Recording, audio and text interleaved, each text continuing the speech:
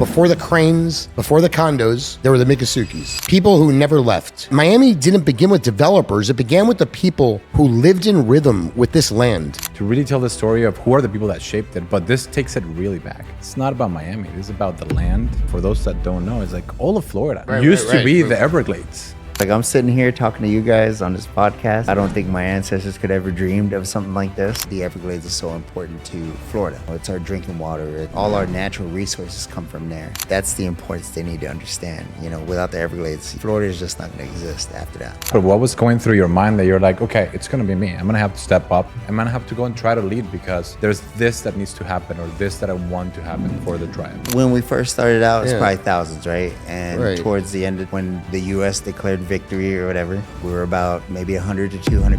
For us, it was just one long war, like a 100-year war, basically. We weren't leaving Florida, no matter what, no matter what was promised to us, we weren't leaving Florida. We're gonna be here forever. And as we grow, we want Miami to grow as well. And we just want people to understand that. We appreciate them, and we hope they can appreciate us as well. Potitachka, Tatkin, Yaluntachka, Itulitkin, Shimachubin, Imajus Nanta, Minapotitachka, Heel Leonta, Minapotitachka, Schnabish.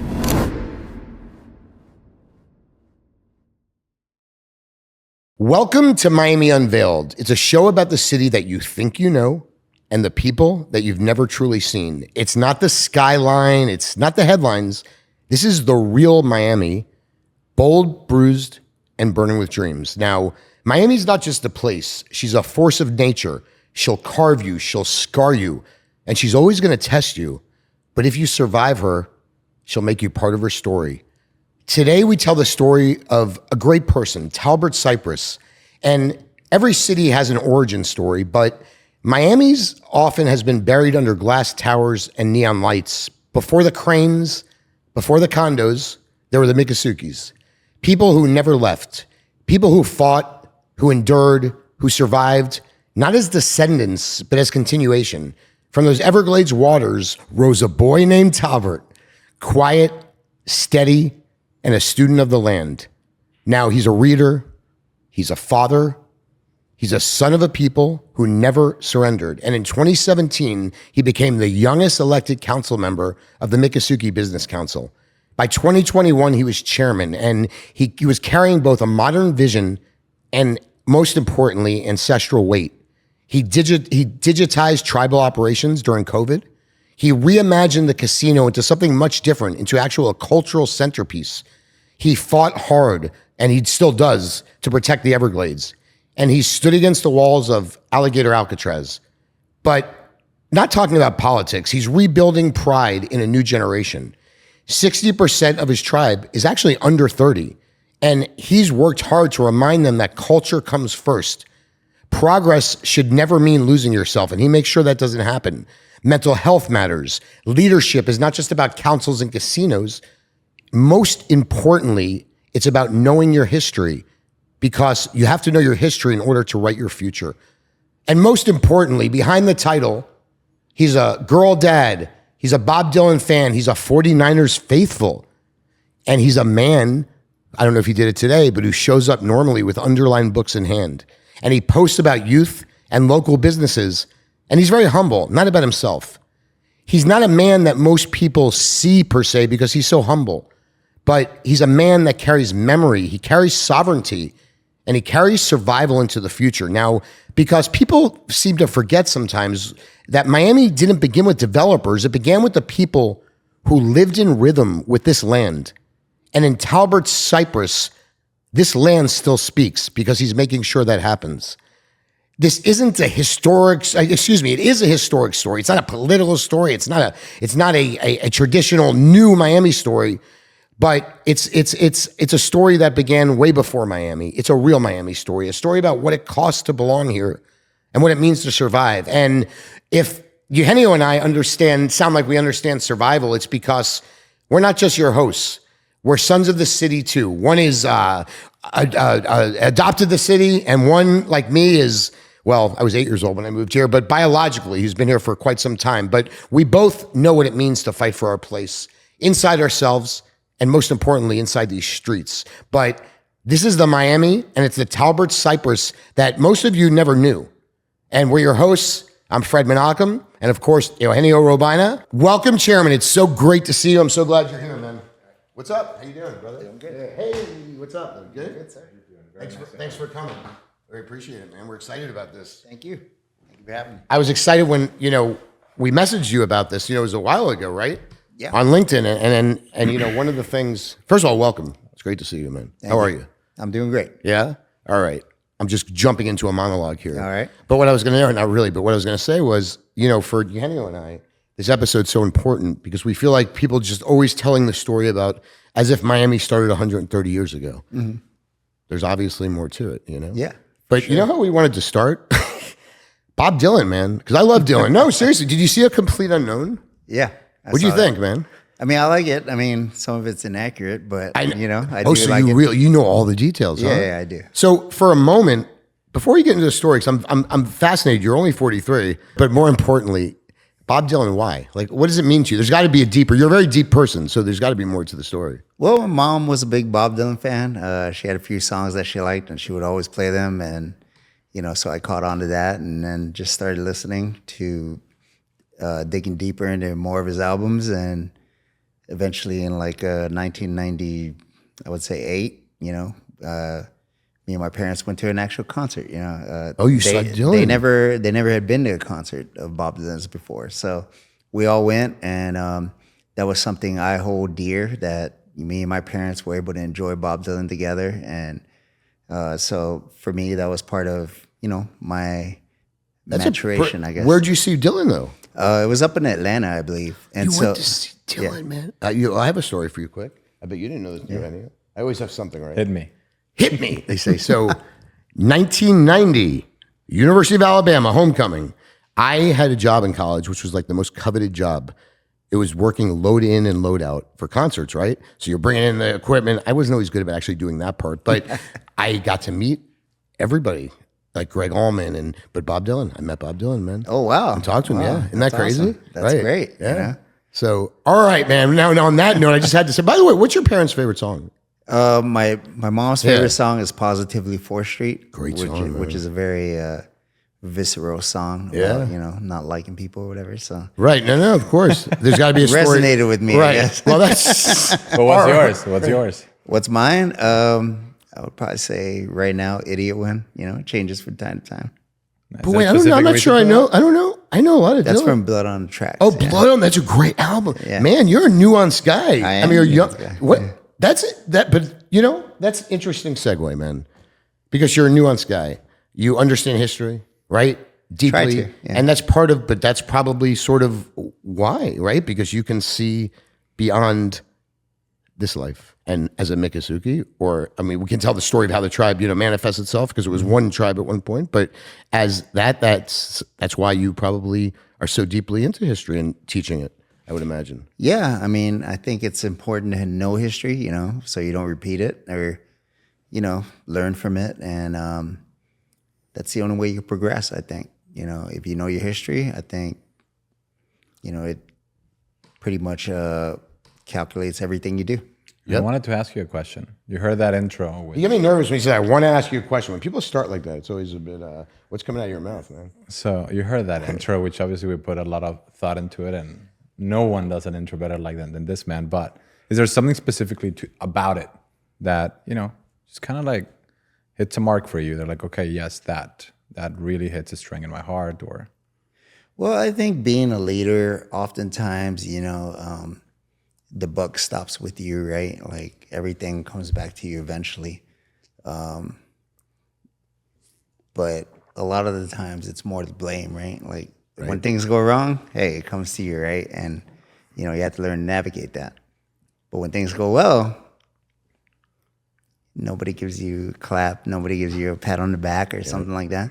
So it's very nice to hear, things that I've done and, being recognized for things that I've done. So you said the buck stops with you. Is that something that just kind of came throughout your journey, or something that maybe came from like an ancestor of the tribe that just came up? Somebody that shared that with you? In my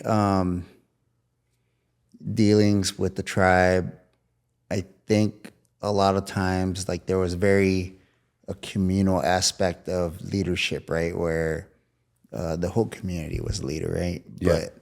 But I think with the business council, the way it's set up, like, I understood that, hey, we're the leaders, that's the only way we're going to have accountability. If we can blame everybody, then there's no accountability. But then there's 5 guys that are at the seat, right? Like at the table.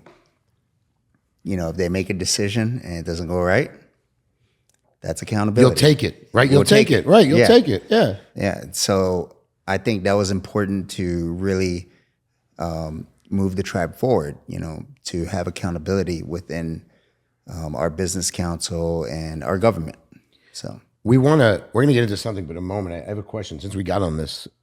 Some of these podcasts kind of, you kind of go in direction, but before we get into like the Everglades and the land and the story, I always ask leaders this, right? Because you talk about the buck stopping here and you talked about how it's very rare. And I think this is general with leadership that people give you the accolades, right? And and it can be frustrating at times, but I want to ask you personally, like how does that feel personally? That must be tough sometimes, right? You internalize it. How do you handle that? Like, how does it feel for you? Well, for me, I make a decision, and for myself, if I feel that's the right decision, I listen to everybody that's around me and get different opinions, some that may not align with mine, and listen to everybody.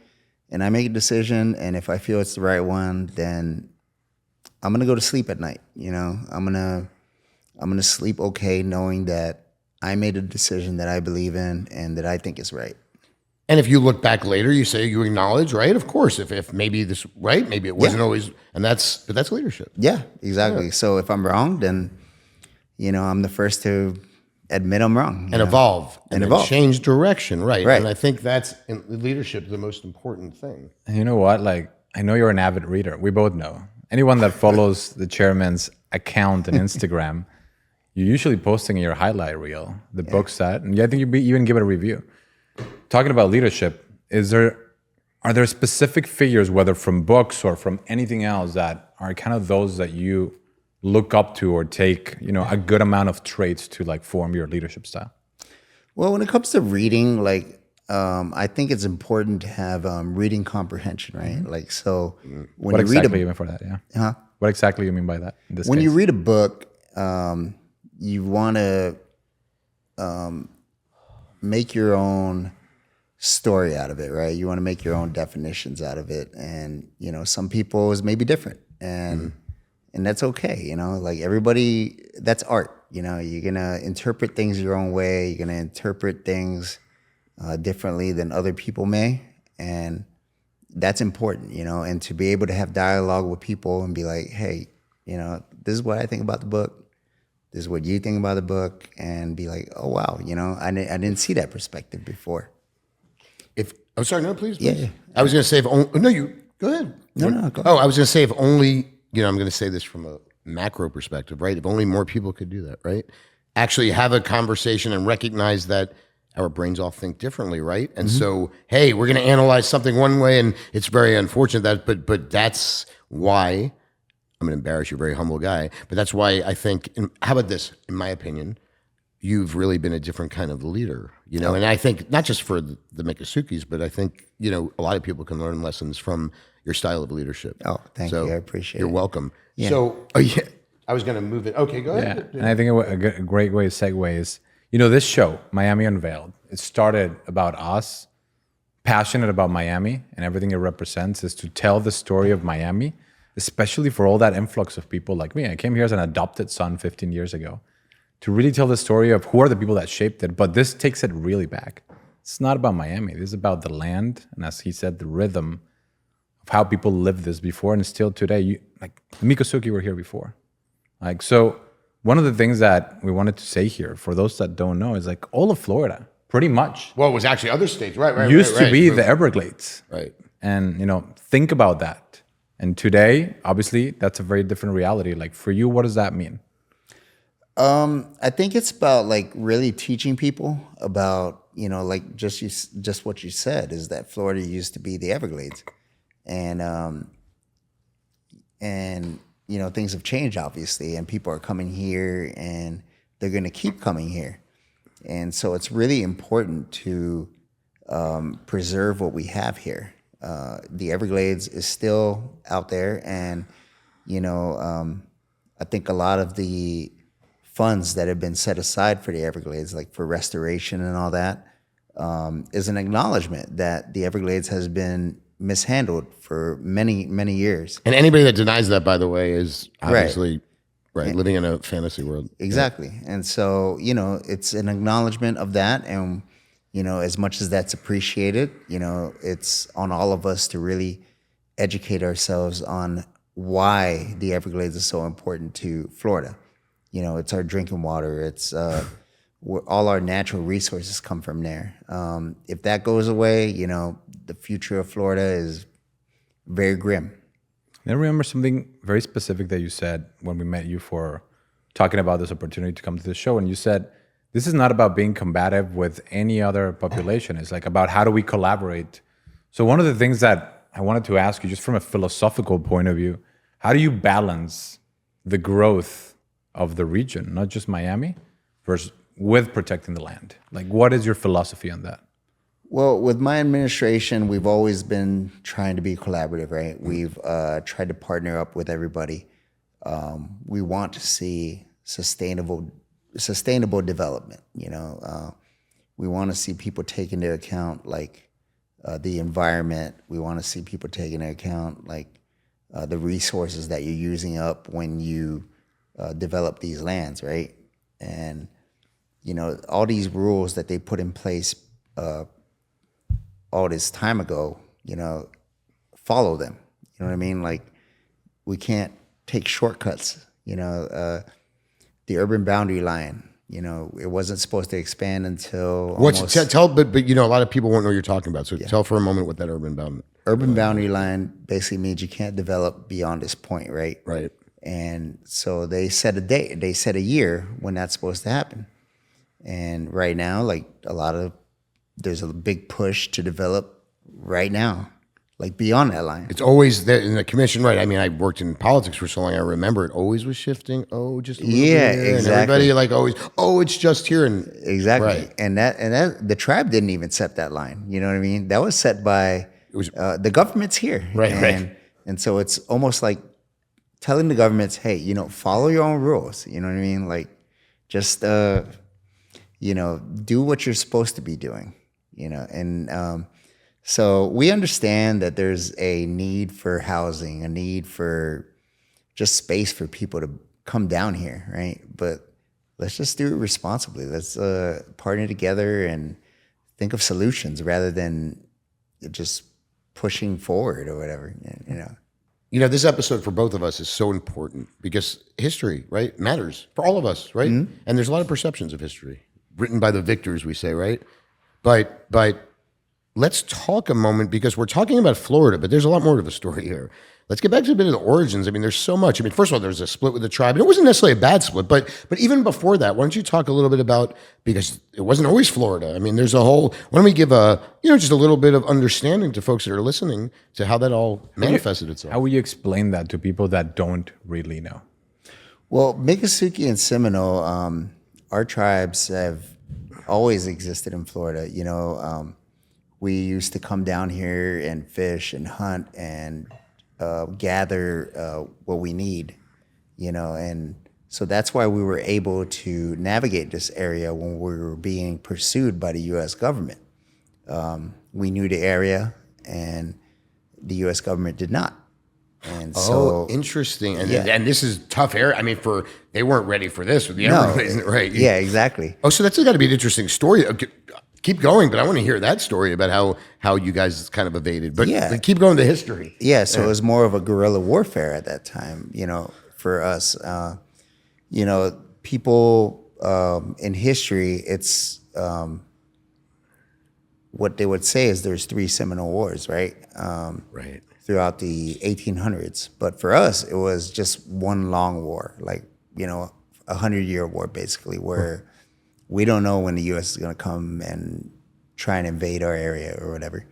And So that's what the Miccosukee and Seminole did, is banded together and to try and fight removal.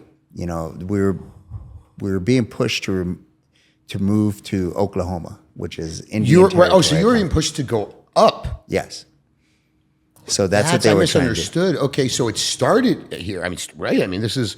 Oh, and they were pushing you. Some did go up though, right? Yes. And they yes. and they became a different. Yeah, right. exactly. Okay, so back to what you're saying. So they were pushing you to go up. How many were in? It was really one. Miccosukee. It was Seminole Miccosukee. It was one tribe, really. They merged together, so it became one. Yeah, there was an alliance that was made, and to fight back or whatever. So current Miccosukee much smaller than Seminole, but back then, how many were there? I mean, what were we talking about? What was the size? When we first started out, it's probably thousands, right? And Right. towards the end, when the U.S. declared victory or whatever, we were about maybe 100 to 200 people. They were able to still. So what's the trajectory there? Because not that we want to sit here with gloom and doom, but the history is important. This is a piece. It's like it's like sometimes when I hear like we want to tell the story about the terrible things that happened just because we need to learn from history, but then we want to talk about people forget something when we talk about tragedies. There's still life, right? There was things going on and happiness, but before we get to all that, I think it's important for people really watching this. 100, 150 left after 100 years. I mean, and there were thousands before. And probably nobody knows the exact, but it was a. So how did that all manifest itself? I mean, you guys were for a while successful, right, against U.S. government in a sense, called successful. But you knew the area. You hide Everglades. And it was just families banding together and trying to stay alive, survive or whatever. It was just survival, right? It was survival and a determination that we weren't leaving Florida. No matter what, no matter what was promised to us, no matter what was said to us or anything like that, we weren't leaving Florida. If we're going to die here or, we're not going to get removed, basically, was the stance that we took. So, and I want to move on to something else, but before that, so 100 years later, we're saying it was a 100-year war. I know a bit of the history. You start with thousands and then, 100, 150. It's bittersweet, people murdered and horrible, but at the same time, so you're not a victor, but do you feel like on some level, I mean, you kept to the tribe, and it's a long time ago, but kept to they stayed, right? At the end of the day. I mean, I'm saying it's kind of hard to say that, right? It's extermination. Yeah. So I'm saying, but seriously, I'm saying, but still, they didn't leave. They never, right? No, and like you said, I do feel victorious, You do? I love it. Like talk about that. Like I'm sitting here talking to you guys on this podcast, I don't think my ancestors could ever dreamed of something like this, sitting in a suit, I don't know. I'm gonna go home and eat dinner and not worry about whether or not I'm gonna eat tonight. So I do think we were victorious, And just before it's beautiful, man. And I think what's so beautiful about what you just said, I think all of us have been through some worse than others, and I know you, like all of us, mental health. I've talked about it. I've struggled with mental health, and it's so important to you but when we have that perspective, right? When we see how grateful, and it's not always that easy, right? But gratitude, it can change our whole trajectory, right? And I think at the end of the day, you lead with that gratitude, remembering that, yes, you're victorious. Does that make sense? Yeah, I think so. I think I try to do that. Yeah. With our people, I think right now there's, I think growing up in this era that I got to grow up in, right? This was before the casino when I was a kid, and seeing we had to work and struggle and everything like that, and then afterwards, things are better, right? And trying to navigate that is very difficult as well, because our younger people weren't brought up in that, right?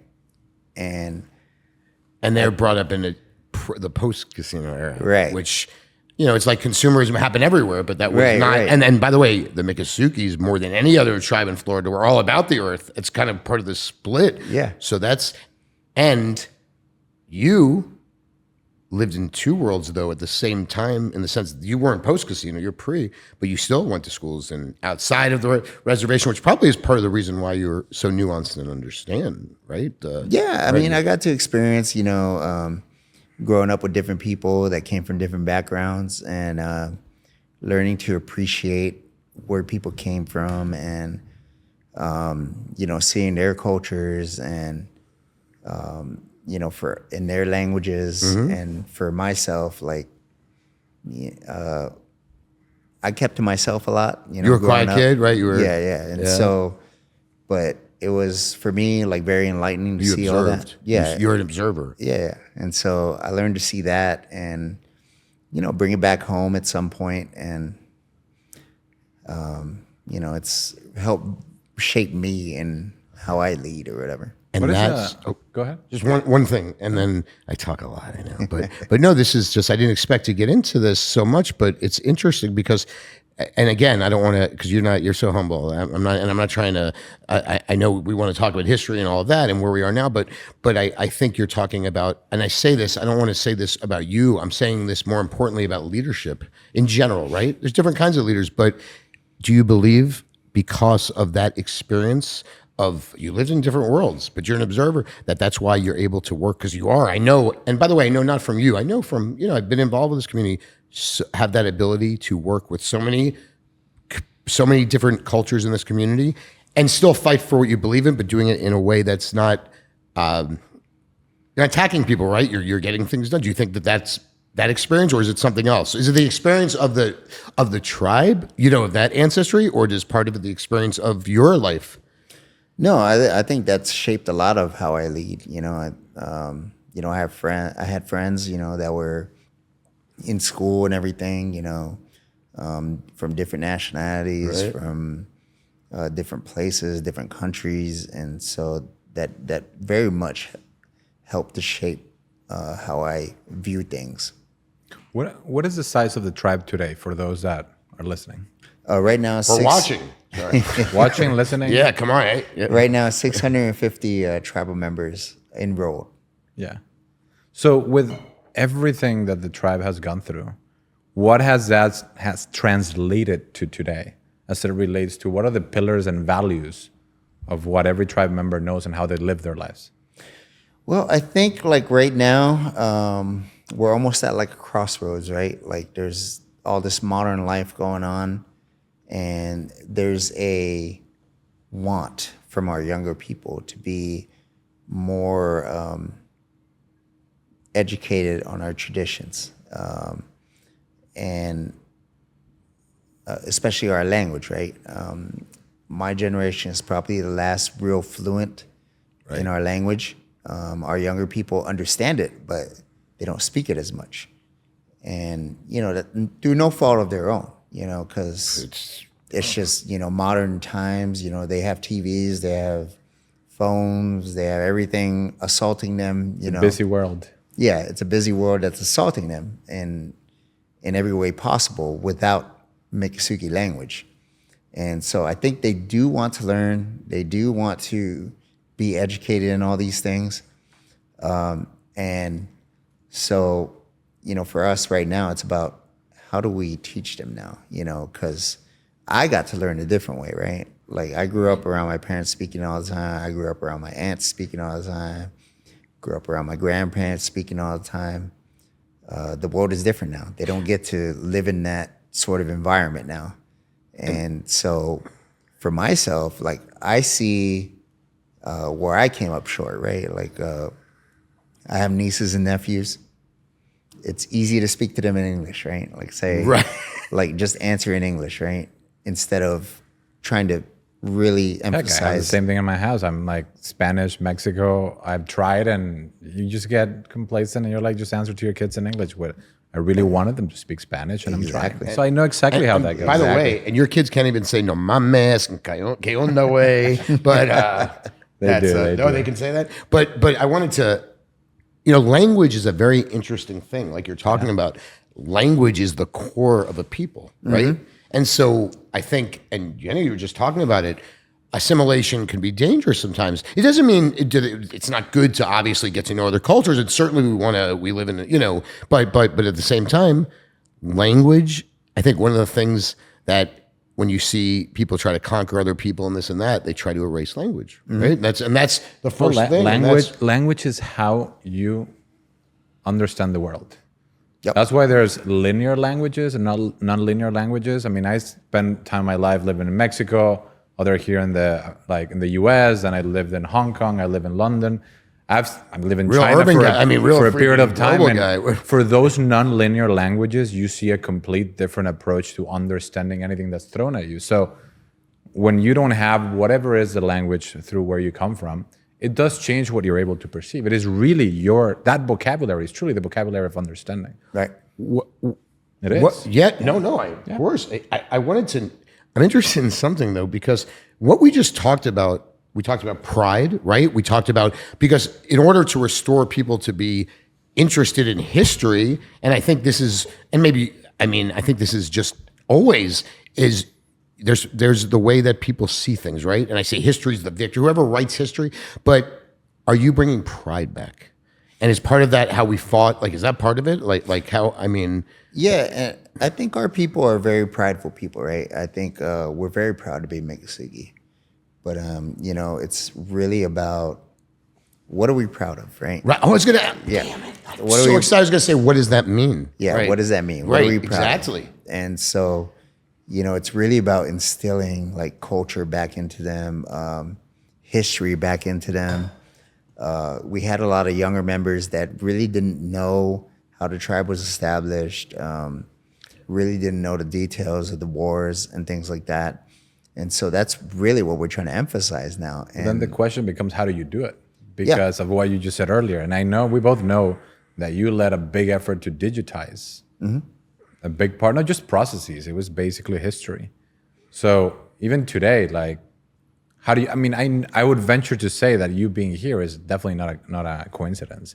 You're here because you know this is a format that can get back to like people to listen, even within your own population. Yeah. Is that the case? For sure. Yeah. Yeah. When I got in as chairman, I know our tribal secretary was very interested in pride and everything like that too. And he had brought up the idea of starting an archives department. And I was like, why don't we have an archives department, right? Like that just makes sense. And so that's what we did. We started an archives department and they've been doing a great job, like really going through everything that we have, like that was in storage and in some back room or something like that, pictures, documents,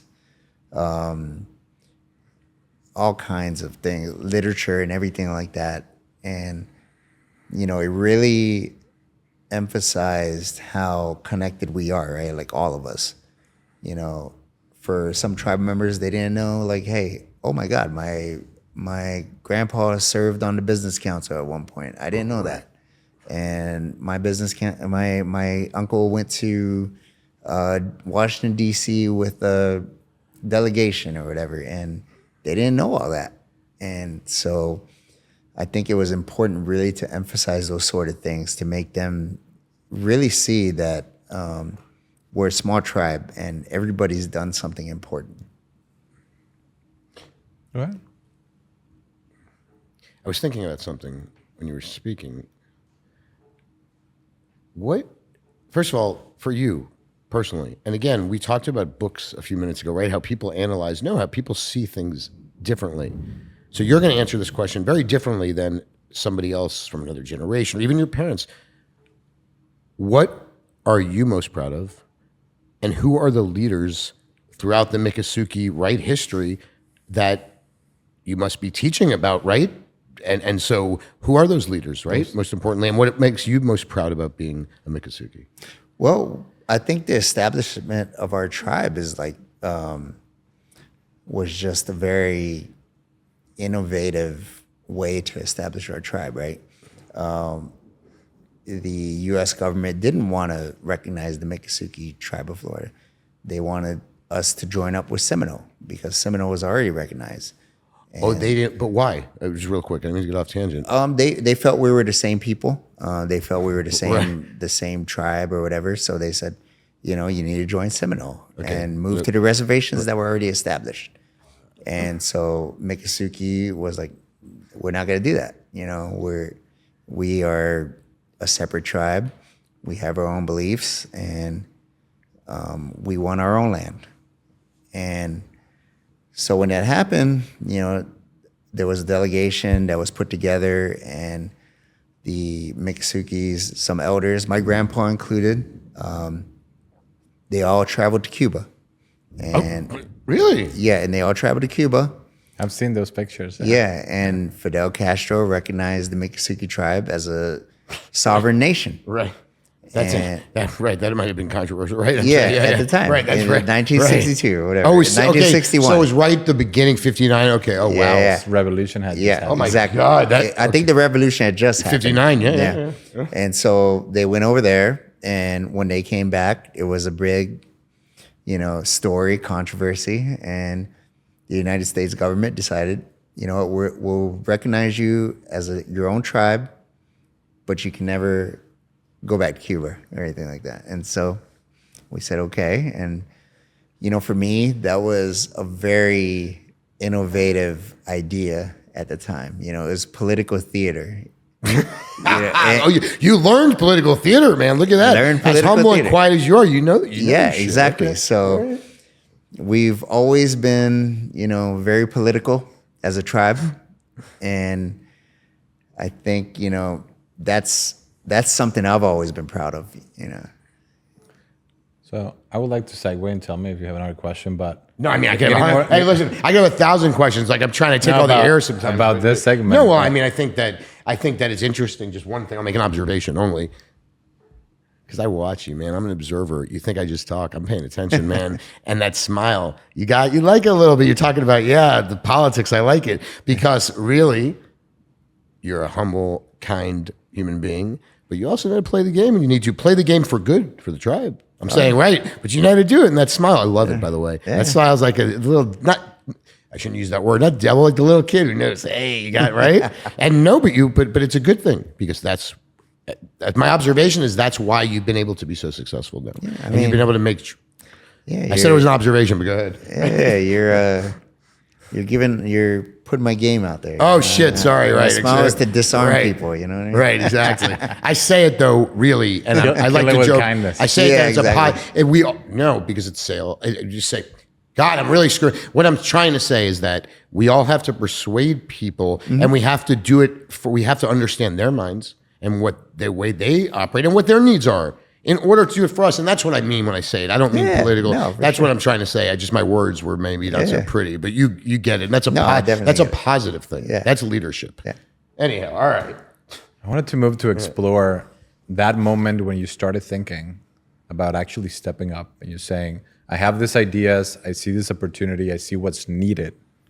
Not only what was that, but what was going through your mind that you're like, okay, it's going to be me. I'm going to have to step up. I'm going to have to go and try to lead because there's this that needs to happen or this that I want to happen for the tribe. I worked for the school for about 2 or 3 years when I was in my early 20s.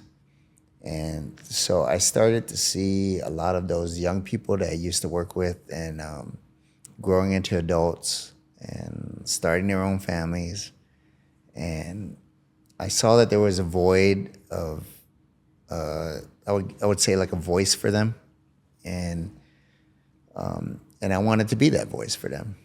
And so that's why I got involved and ran for council the first time around.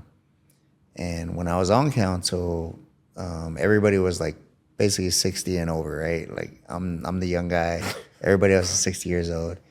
And you have a mindset when that comes in, like why didn't these guys move out of the way, right?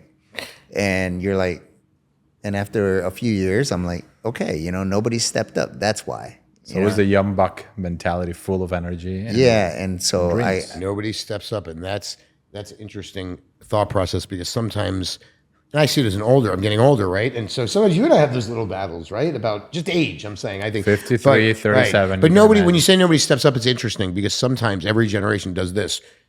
like, pointing fingers. But sometimes you got to just step up and say, okay, I'm going to do it, right? Yeah. I'm going to try to persuade, but if it's not going to work, turn the damn table over. And I say that, but there's different ways to do that. Quiet. But the bottom line is we all have to take responsibility instead of sitting, right? Yeah. And you did it. Instead of complaining, Right. And so, I was able to do that. And, I got to observe this older council. And I was like, I learned to like appreciate how they were. And I learned a lot from them.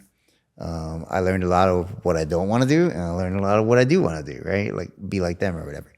And after that, like after a couple of years, I knew that I couldn't make the changes I wanted to unless I ran for chairman. And so I ran for chairman and I was able to get in and, I've just tried to do the right thing from then on. And it was, what people need to understand here is this was a true generational shift. Like it was not just like, whether it just happened that people older in their lives were just taking those leadership positions. You were coming in and it was almost like expected like an elder with wisdom to be in that position, right? Mm-hmm. And this completely changed it. What did it take? Was there something specific about your style that you're very aware that it was like, okay, this is what made the change, or people just were happy to see the change? I think a lot of it had to do with really not alienating people. Like even the older people, I do listen to them. And even though the younger people have much greater numbers, I didn't come in and say, hey, younger people are taking over. This is it. You're, Move on. Yeah. Go out to the pasture. You respected the fact that, and that's important because they did contribute. It's just that sometimes there's generational change. Yeah. Right. And so I kept the younger people at bay as well. Like I was like, look, change is coming. There is changes. You're not going to see it right away. It's going to be over time. And look back 4 years from now, look back 4 years before that, and then you'll see the changes, right? You're not going to see today is one thing, next day is another thing, especially with government. It doesn't happen that way. Yeah. So you want to talk about that? Any questions? Well, I just feel like I'm taking over the whole. I do this sometimes, but I know. I just tend to. I miss the social cues, Talbert. It's true, right? I always say I need a signal. Like when I dated women, they're like, they want to kill me. I'm like, listen, you kick me under the table, and I say out loud, "Why are you kicking me?" So anyway, but all joking aside, you're talking about leadership. I mean, I keep saying that, but everything's like right. If you're a leader, and I think that it's so important. Those skills you're talking about, and earlier I was joking about the politics and all that, but everything's politics. I mean, you have to, that's just leadership, and the fact that you didn't push them out, probably, and you may not. I mean, I think sometimes the lessons we teach are not in the words that we use. And I have a feeling that people watched that, right, and saw that type of respect. And part of it is because of, I'm just assuming, but Native Americans have a lot of respect for older people, which sometimes we don't see that in, right? I mean, we don't see, that's one of the flaws, I think, of this country. And you go to Asia, it's different, is that we don't always take care of people when they get older, right? And, and there's a different mentality. Oh, yeah, for sure. Yeah. We respect our elders a lot. I think that's part of, some of the ways in which we've not done our job right is, when I was younger, I would be around my elders all the time, right? A lot of my grandpas, my uncles and aunts and everything like that. And like I said, it's a different world, but the elders are there, they're still there, They are. They're old. How old are they usually now? I mean, you're talking about 80s, right? I mean, yeah. And so 70s, 80s. Right. And they're still there. And, it's really upon us to go and visit with them and talk with them and really just learn from them, because honestly, like they don't want to be in government and trying to tell people what to do or anything like that. They just want to be listened to, and here's my story, take what you will from that. And that's all they want. And it's really on us to go there and listen to them. So talking about, you just said a little bit about, I mean, this has been obviously, and it's a big part of the theme of everything we're speaking about now, but I wanted to ask you, so talking more about the sacred, which is basically the land and the memory that is always at risk and it's something that you got to navigate. And I always ask this to any leader, when you think about who do you need to surround yourself with as a team, the group of people that are complementing you, what are those attributes that you say, this is what we need to do, what I need to do, and navigate the challenge and get to the goals that I want to get? I've been very fortunate to have very smart people around me, and people that aren't afraid to voice their opinion to me, even if it contradicts mine. I appreciate that. Like, you know, if someone can tell me, look, I don't think you're right, this is what I think. I really do appreciate that. So I can look at every opinion that comes my way, and so I can make a solid decision from there. You know, I don't want people that are around here to say, hey. You don't want yes men around. Exactly. I don't want that. Right. Yeah. Right. And so, you know, for me, I've been very fortunate that there's already been people around that just needed that comfortability to be able to do that. And then I've been able to hire people in the same way that are the same way, you know. And so I think for me, I just look for people that really have a strong backbone. And you want people that care about the tribe as well, you know, care about the tribe as if it was their own community. And I mean, it's that fighting spirit. Yeah. It's always been part of what kept the tribe, and it still remains and it continues to grow. Exactly. So, I mean, I know you mentioned that those challenges and big part, and still today, and a big part of your focus is environmental efforts.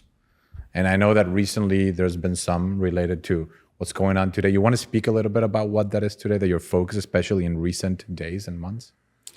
You know, we have the detention center that's in the middle of the Big Cypress National Preserve. Alligator, Alcatraz? Yeah. That we do have an issue with because of environmental concerns.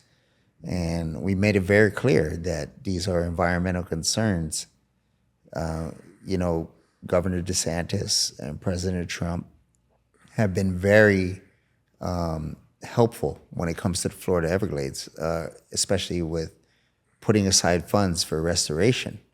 And so this project, or whatever they were doing out there, flies in the face of that, in our opinion. You know, I think it just doesn't make sense to us. You know, it's just it was a piece of slab of concrete, right? And now you're trucking in, you know, sewage in and out. You know, you're bringing in electricity. You're bringing in phone service. You're bringing in lighting, and it just doesn't make sense to us, especially with the commitment they have made to Everglades restoration. And that's the thing we've tried to make clear. You know, and that's something great that you said. You said since the beginning, which is about not being combative. It's always about being cooperative. You're saying they've done so much. Specifically, this doesn't fit on where you actually believe things should be done. So you're having that conversation and taking it to wherever it needs to be. So it is, like you said, always thought mindfully, and whatever is the decision that is done is the right way. Yeah. You were going to say something? Yeah, you see me, right? Of course, go for it. Well, no, because I mean, look, first of all, I think it's great. This is how we should be. Everybody should be acknowledging the good things, right? And recognizing, but I have my theories, and I'm not going to get into them here. I mean, and you probably do too. And we all have our theories of why this is happening, and it's bigger than more than just two people. And my theories are a big concern. And again, this is not the show to get into all of that. And I would love to talk about some of those things, but there is a concern, I think, you know, because, and I will say one thing, yes, has DeSantis been good for the environment? Absolutely. More than a lot of governors, right? He has, and I think it's amazing. And at the same time, you know, I just think I have my own concerns about that. And the reason is, and maybe, do you mind if I shift just on to one thing? Because I think it's important, and maybe it's context because I'm a bit older and worked in politics. The Everglades has been destroyed significantly. That's reality. Sugar, if it's okay, we talk a little bit about that. You know, sugar was a big part of our industry, right? And it also is a big reason why a lot of the Everglades is destroyed. My question is this: maybe talk for a moment about what sugar did to the Everglades, if that's okay. But more importantly, what's the biggest threat now? And that's what I want to know. And the reason I say that is because you have Alligator Alcatraz coming there. It's a piece of land that is worth a lot for a lot of people. Let's say that, right? It also is our water source. Yeah, right. exactly. So I mean, like, right. So it's a loaded question, I know, and I'm not trying to get political. I'm just trying to understand the threats to it. Not politicians, but there are, right, and they're not all political threats. Well, the reason sugar right now has standards that they have to meet is because of the tribe, of our lawsuits that we've put in place, that we did in the past. So, we've always been fighting for the Everglades, and right now, like, I think the biggest threats are most likely development, right? Development. People are just the urban line. Yeah, the urban line. They're not going to stop coming. This is a great place to live, and people are going to keep coming. And we have to learn how to manage that, right? We have to learn how to show that the people that are already here, and show to the people that are coming the importance of the Everglades to the future of Florida. Without the Everglades, there is no Florida in the future. Can you break that down just very simply for everyone that's watching, like the importance of the Everglades and everything that it does for us? Right. It's a very unique and right now fragile ecosystem. There's no other ecosystem in the world like it, and Florida depends on it. Florida depends on it for its water, for its drinking water, for all of its natural resources. And so I think, for everybody that's coming here and everybody that lives here, that's the importance they need to understand. Without the Everglades, Florida is just not going to exist after that. If we ruin it to the point of no return. Is there a threshold of like, it can't, is it now? Was it before? Like it can't continue, or like you say, there's a point of like, it actually breaks that ecosystem to a point of no return? I think it can't continue past another 10 years or so, but there is a lot of restoration that's being done now. So we can revert, right? We can go back. I'm saying we can save. We can manage it. We manage can, it, right, yeah, right. We can do things to really manage the growth of Florida and to keep the Everglades as a sustainable force for everybody. Okay. Anything else about the Everglades you want to talk about? And then we should, important, like what are before we move on to some other things that we both want to talk about, but what else about the Everglades is important for people to know? How can we help, right? Because there's a lot of, it's not just about Native Americans, a lot of people care about the environment. I mean, and so you have allies, right? Of course. But how can we help? That is actually a great question. Yeah, I mean, I'm interested. Like, besides people being aware, like what can anybody like us do? The Everglades has bipartisan support, right? Across the aisle, Republicans, Democrats, Gladesmen, landowners, conservation groups, the tribes. Everybody cares about the Everglades in Florida. It's about coming together and really finding the solutions to the problems that come up. When the problems come up, hey, there's flooding in this area. There's droughts in this area. There's little. Algae. You're saying there's little constant like the holes, right? Yeah, this one comes right. Algae bloom here, the dike, right. Yeah, and so it's about bringing everybody to the table when that sort of thing happens and saying like, okay, all right, this sounds like a good fix, but how is this going to affect over here? How is this going to affect over here? It's not about just pushing the problem down the street. No, because it'll take 5 seconds one day. Historically, they're younger, nobody, right? And the next thing you know, right? Yeah.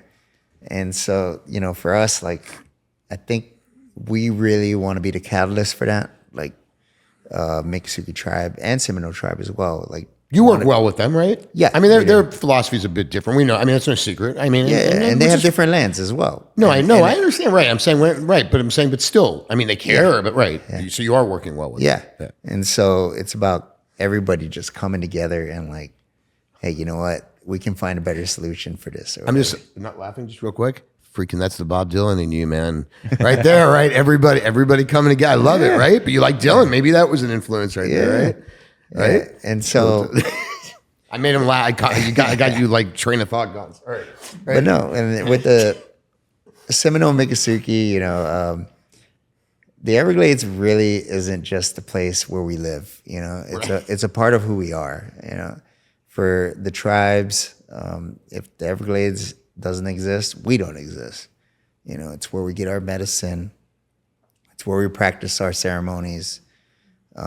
It's where we lay some of our people to rest. It's a very significant place for us. It's not just somewhere where we live. It's not just like it's not just something we just like care about in like passing or anything. I remember like you that. said something in the pre-interview and we took note of it. It's not just setting, it's memory, it's medicine, and it's mother, which is a beautiful thing. There was something that I wanted to ask. By the way, mother, we can talk about that later, how women are so important to the tribe. I just thought about that when you said it, but let's go to something. Yeah, but that's true, but I'm right about that. Yeah. I know right now that elections are coming up for the tribe, and I think like it runs exactly like the rest of the country runs. Like it's two elections for every administration. Sorry, 2 terms for every administration, right? 4 years as well. It's the terms don't have any limits. Okay, but So it's we have 4 years. Yes. 4 years. Okay, so when obviously for anyone that is in any tenure in administration and thinks, okay, there's only so much I can do in this term or in this period. I wish I could do it more. That's the greatest impact. Usually takes more than 4 years. So what are those things for you that you would love to, whether it's you or anybody else, like carries on that doesn't shift away? I think what we started in my administration this past time was really, I guess, fixing or making the most of what we had, right? That's what we were trying to do, making the most of what we had, filling in these gaps, and streamlining a lot of things, and getting rid of micromanagement, stuff like that. And so for the next term, what I would really like to tackle is our cultural and societal issues. You know, like we talked about earlier, language and culture, and really emphasize that for the tribe. And also mental health as well. Yeah, that's an important Right. issue. If we can, I mean, you want to? No. And by the way, I do want to get back in a moment. Actually, before we get to mental health, and this is my observations, right? I think your leadership and you, the person who chairs the Miccosukee, the chairman or chairwoman, whatever it is, I think is more not just about the Miccosukees, right? I mean, this is about all. It is. I mean, that power, and I hate that word, but somebody can come in and not care. It can happen. Somebody in the tribe who has different thought processes. It's just humans, right? And so your leadership, whoever is the next chair continues. This is important. So and tell me if I'm wrong. Yes, you're kind and humble, but one thing I've learned about you, and that's not from, I don't talk to other people, I don't care what people say, is that you also are forced to be reckoned with, right? No, but I think it's important. I say that because as a leader, you have to know when, and you don't get put, like, you're not going to, right? I mean, you're going to stand up. And that's the Miccosukee. But I say that because that's the Miccosukee way. Be kind, be humble. Am I wrong? Yeah. As a leader, right? Yeah. You have to learn to pick and choose your battles, right? And, Right. You have to learn to stand up for things when, the time calls for it. And you will. And you have. Yeah. That's all my point in saying is that sometimes I think when we talk about like kindness, humility, but also backbone is important. It's just that we don't have to sit all the time and try to we fight the battles. We have to fight the battles that matter. Mm-hmm. And I was saying that for a reason because I think that it's an admirable trait, but there's a lot of people that are afraid in politics. They're they don't want to say no. They don't want to, and that's so your leadership, I can speak for myself, is important to me. Who the leader is of, and I've seen a lot of like anything, and the next leader, and I support you. I can't vote, but it doesn't matter. Is so important to all of this community. No. So that's all I was saying, right? No, thank you. Anyway, right, the check's in the mail. I'm just kidding. Right. So, let's talk about the man that not everyone sees.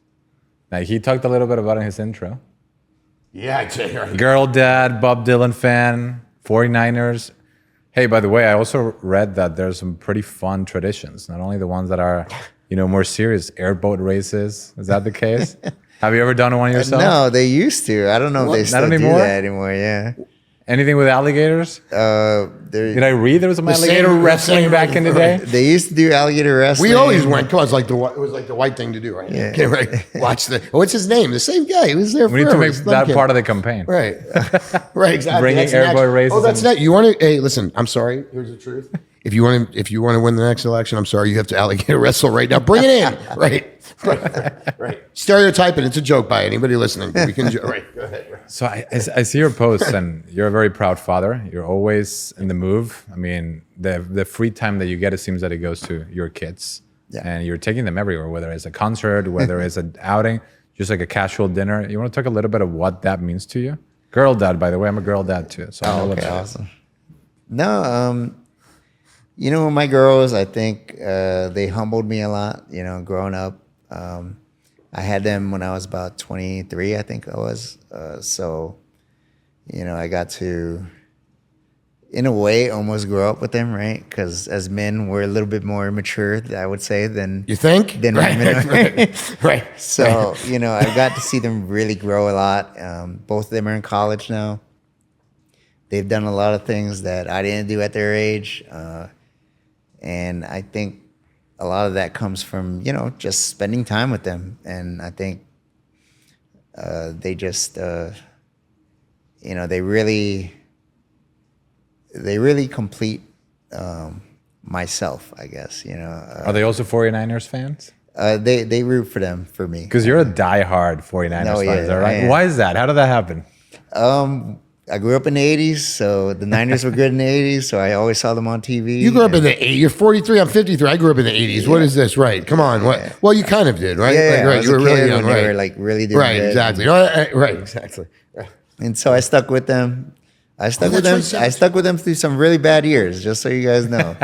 A lot of people. There was 2 win years and all that kind of stuff, and I was still going to the games and watching games. I did want to say one last thing about what I see on Instagram, which I think is very humbling. You're always posting about small businesses. Yeah. And that I know that it's obviously not just a coincidence. There's a reason why you do it. And it can be inferred, but you want to talk about that?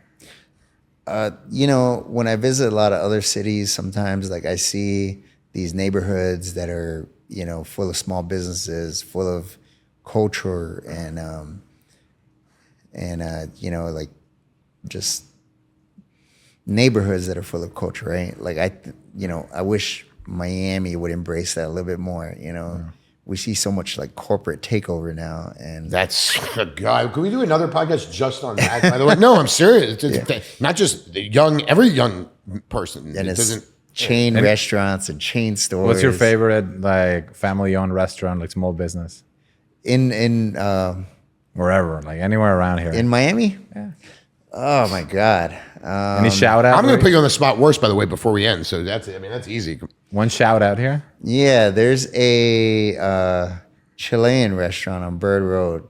I think I know what. Oh my it's God, West. I forgot the name of it. It's Bird West because you're coming down. Yeah, right. Of course. I forgot the name. Well, of that's it. right. You're right. Right. Oh my God. Sabores chilenos. Well, no, but then they got a shout out. I think it's a woman's name. Pamela. Yeah. Oh, wait. Say it again. Shout out to Pamela. Right. Pamela. Chilean. Right. Yeah. We have to go, right? Exactly, right? Yeah. All Native Americans get a discount, but we don't, right? Exactly. So I go for it. Okay, so I want to wrap it up, but I don't want to read something, but or talk to you about something. But before I do that, I said I'm going to put you on the spot, but in a good way.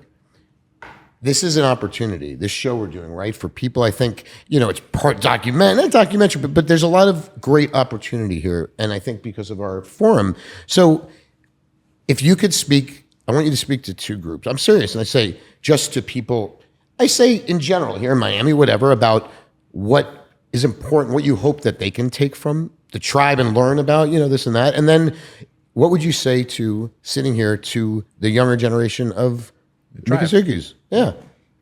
Yeah. Whatever you want. Yeah. I mean, just for Miamians, I think I want them to understand the importance of the tribe to Miami.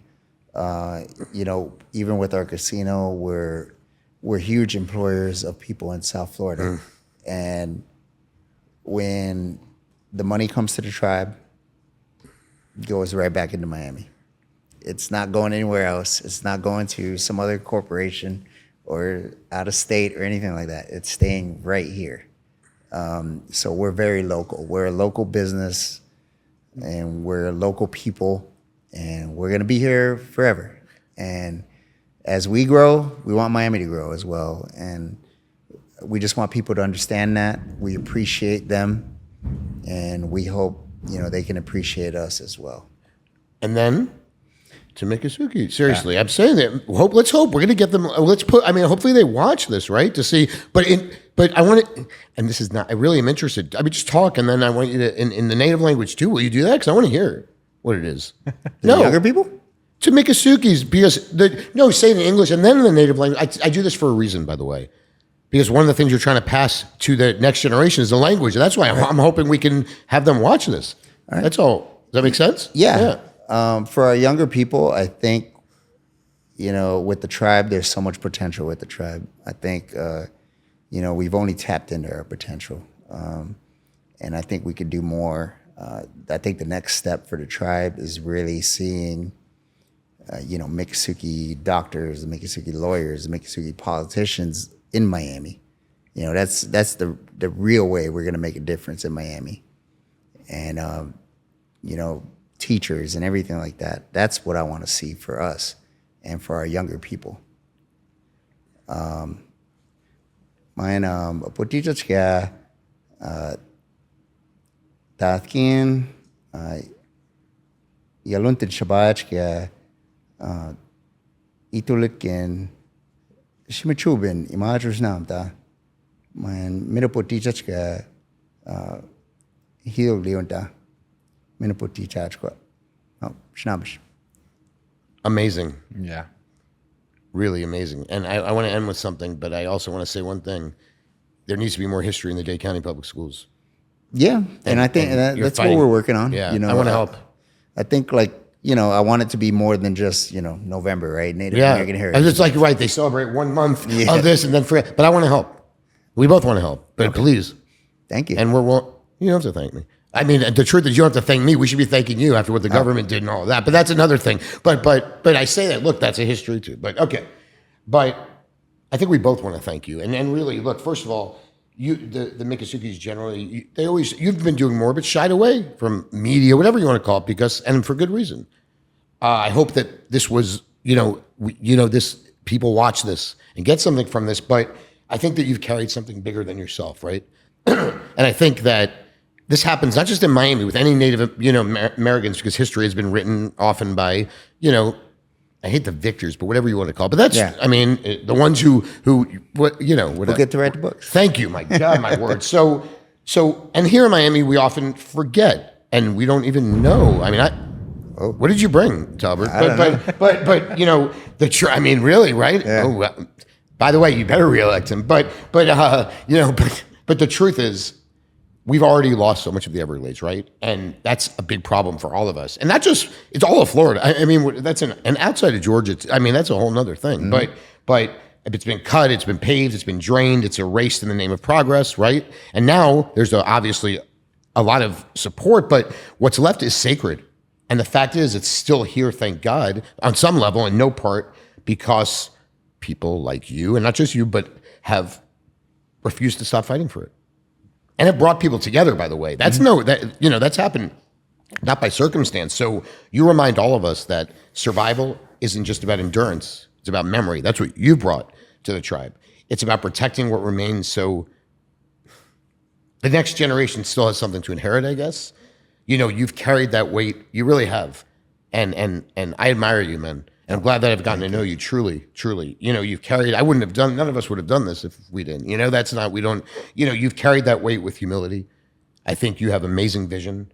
I think you're a leader not only for the Miccosukees, but I think you're a leader for this community.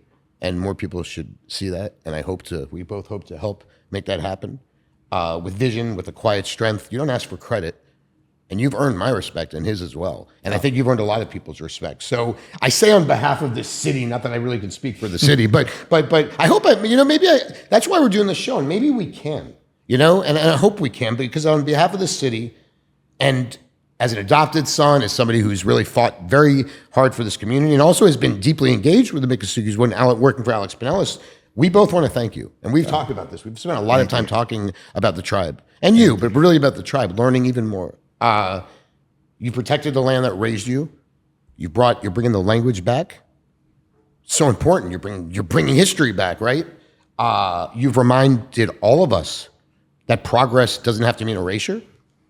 And you're making sure the story of the Miccosukee it's not just remembered, it's freaking lived. And as long as you're out there and leaders like you, because you're not going to be here forever, that happens. I don't mean death, but I'm talking about, no, but that happens. That's just transition. It's always going to happen. 10, 15, 20, whatever. So we need to make sure the Everglades still has a voice, and not just with Miccosukee leaders, with all of our leaders. So that Miami has a chance and still will remember for next generation. So on that note, I know we both want to thank you for coming here, for doing this. It went in a lot of different directions, but I have to tell you, I've really evolved during this conversation. So we're happy to have you, man. It was great, right? Thank you very much for. I mean, we know you don't do a lot of this, so the fact that you actually met with us and consider this and are here, like Fred said, we're here for anything you need, anything the tribe needs. And that's the point of the show, man. Anything else you want to say before we close up? No, I think I'm good, man. Thank you guys for having me, man. I really appreciate it, man. Man, it was freaking great. Seriously, thanks, man. Thanks. Oh, man. I appreciate it. Thank you, sir.